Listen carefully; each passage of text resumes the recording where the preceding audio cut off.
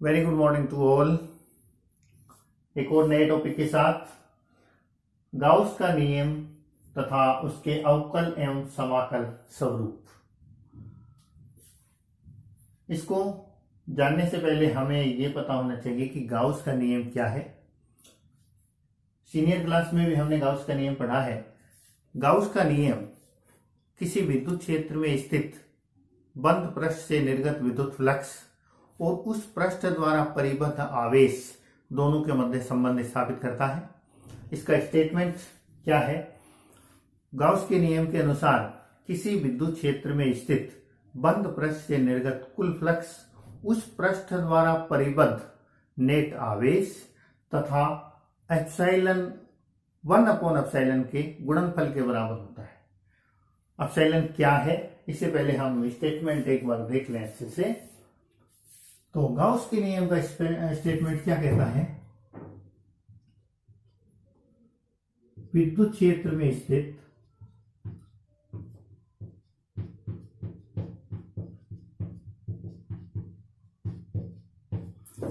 किसी बंद पृष्ठ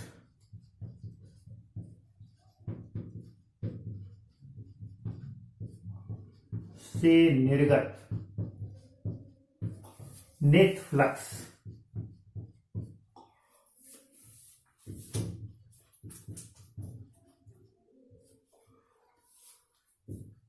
उस पृष्ठ से परिबद्ध उस पृष्ठ में परिबद्ध कुल आवेश का 1/एप्सिलॉन गुना होता है।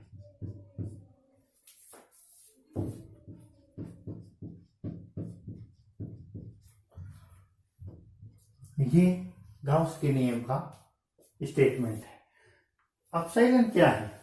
ये उस माध्यम की जिसके अंदर वो बंद पृष्ठ स्थित है और विद्युत क्षेत्र कार्यरत है, उस माध्यम की विद्युतशीलता है। निर्वात के लिए इसकी वैल्यू, निर्वात के लिए यदि एप्सिलॉन 0 से इसको डिनोट करें तो इसकी वैल्यू होती है 1/36 पाई 10⁻⁻9 कूलम स्क्वायर पर न्यूटन मीटर स्क्वायर, जिसको हम बिना पाई के डायरेक्ट इस तरह से भी लिखते हैं 8.85 इंटू 10⁻⁻12 कूलम स्क्वायर पर न्यूटन मीटर स्क्वायर।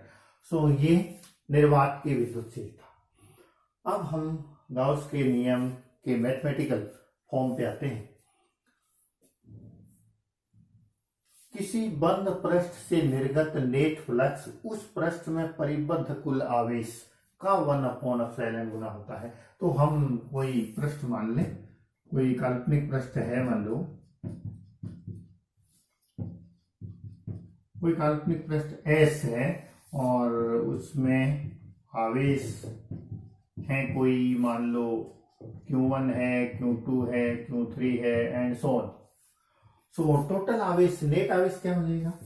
इसलिए Q बराबर हो जाएगा अपने पास Q1, Q2, Q3 plus and so on.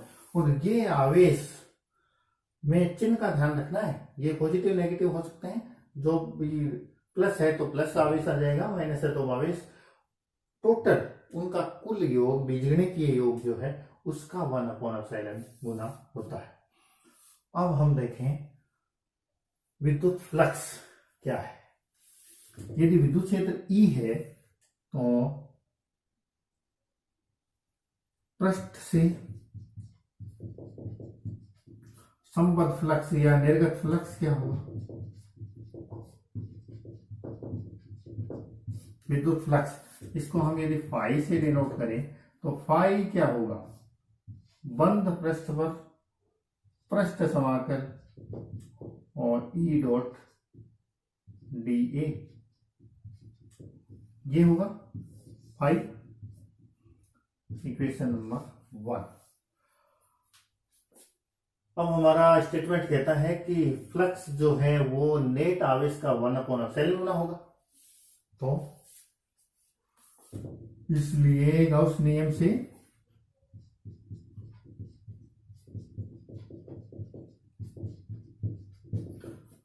हम इसको इस तरह से डिनोट कर सकते हैं कि फाई इक्वल टू बंद पृष्ठ पर समाकल E dot D equal to Q upon epsilon. ये हमारा हो गया इक्वेशन नंबर 2, जहां क्यू जो है वो टोटल आवेश है, E dot D equal to Q upon epsilon. अब यदि हम ये माने कि हमारा जो आवेश है वो उस जो क्षेत्रफल है उसके अंदर समान रूप से वितरित है, यदि समान रूप से वितरित है आवेश, यदि आवेश वितरण समान हो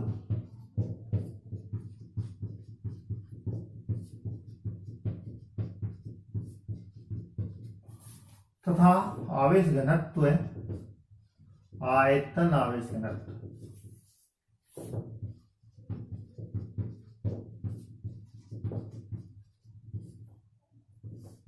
रो हो, तो रो बराबर क्या हो जाएगा? रो बराबर हो जाएगा D Q divided by DV. किसी डीवी आयतन में यदि डी क्यू आवेश है तो आयतन आवेश घनत्व तो ये हो जाएगा। इसलिए एल्पांश डीवी में आवेश डी क्यू कितना होगा? रो डीवी होगा। और पूरे में समान रूप से वितरित है वो टोटल क्यों आवेश है, तो संपूर्ण आवेश क्यों क्या हो जाएगा? इसलिए संपूर्ण आवेश क्यों बराबर क्या हो जाएगा? आयतन समाकलन करना होगा किसका? रो डीवी का। ये हो गया अपने पास इक्वेशन नंबर 3। इस इक्वेशन नंबर 3 को इक्वेशन नंबर 2 में रख दें तो अपने पास क्या आएगा? इसलिए flux phi will be E dot D S E dot D A Q upon epsilon, और क्यू का वैल्यू वो वाला रख दें हम, so 1 upon epsilon V rho DV. Equation number 4।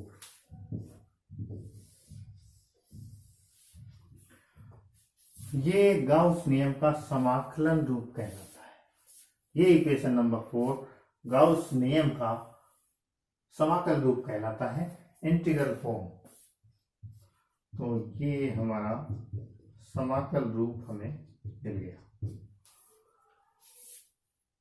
एक तरफ पृष्ठ समाकल है, विद्युत क्षेत्र का पृष्ठ समाकल जो हमें फाई फ्लक्स देता है, दूसरी तरफ क्यू अपॉन एप्सिलॉन को हमने इस फॉर्म में लिख दिया।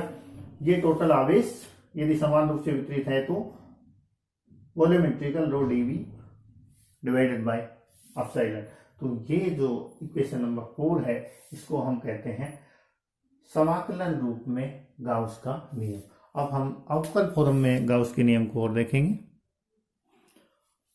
अवकल रूप में गाउस नियम हम समाकलन रूप से ही प्राप्त कर सकते हैं। ये integral form of Gauss law है। इसमें ध्यान से देखिए, लेफ्ट हैंड साइड में सरफेस इंटीग्रल है, राइट हैंड साइड में वॉल्यूम इंटीग्रल है। और एक थ्योरम हमने पढ़ी थी जो सरफेस इंटीग्रल को वॉल्यूम इंटीग्रल से संबंधित करती है, इन दोनों में संबंध स्थापित करती है, और वो थ्योरम थी गाउस डाइवर्जेंस थ्योरम। तो क्यों ना हम गाउस डाइवर्जेंस थ्योरम यहां लगा दें। गाउस डाइवर्जेंस प्रमेय से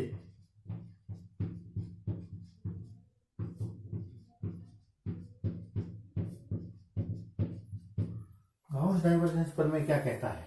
गाउस डाइवर्जेंस प्रमेय कहता है कि किसी सदिश का पृष्ठ समाकल, किसी क्षेत्रफल पर किसी सदिश का पृष्ठ समाकल उसी क्षेत्रफल की परिसीमा पर उस सदिश के डाइवर्जेंस के आयतन समाकलन के बराबर होता है, उसके डाइवर्जेंस के आयतन समाकलन के बराबर होता है।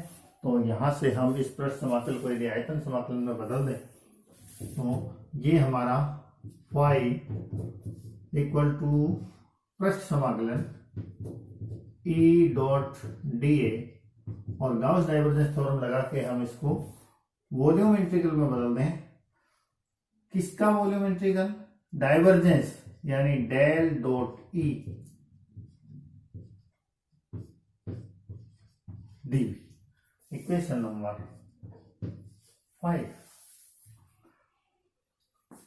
अब हम ध्यान से देखें, इक्वेशन नंबर 4 और 5 में लेफ्ट हैंड साइड सेम है, लेफ्ट हैंड साइड सेम है, तो राइट हैंड साइड भी सेम होनी चाहिए। So equation 4 and 5 will give, दोनों राइट हैंड साइड इक्वल रखते हैं हम, तो ये अपने पास हो जाएगा volume integral del dot E dv equal to volume integral rho dv। अब ये जो एप्सिलॉन है ये कांस्टेंट है, तो कांस्टेंट तो कहीं भी रख सकते हैं, तो क्यों नहीं इसको हम अंदर ले लें, हमारे समाकलन के अंदर ले लें। अब दोनों साइड वॉल्यूम इंटीग्रल है, सो डेल डॉट ई किसके बराबर हो जाएगा? रो अपॉन एप्सिलॉन के बराबर हो जाएगा। This will give del dot E will be rho upon epsilon. Equation number 6।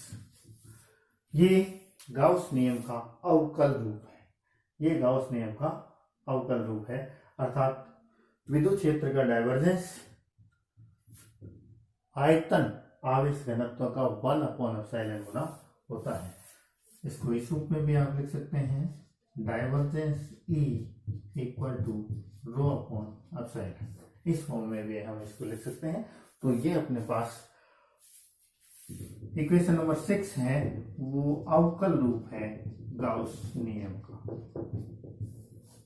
और ये बहुत फेमस इक्वेशन है। मैक्सवेल इक्वेशन हम पढ़ते हैं, उनमें ये भी एक इक्वेशन है, बहुत ही फेमस मैक्सवेलियन जो 4 इक्वेशन है उनमें से एक है, डाइवर्जेंस ई बराबर रो अपॉन एप्सिलॉन। तो इस प्रकार से हमने गाउस का नियम और उसके अवकल और समाकलन स्वरूप देखा। यूनिवर्सिटी एग्जाम और कंपटीशन एग्जाम के लिए इंपॉर्टेंट हो। थैंक्स।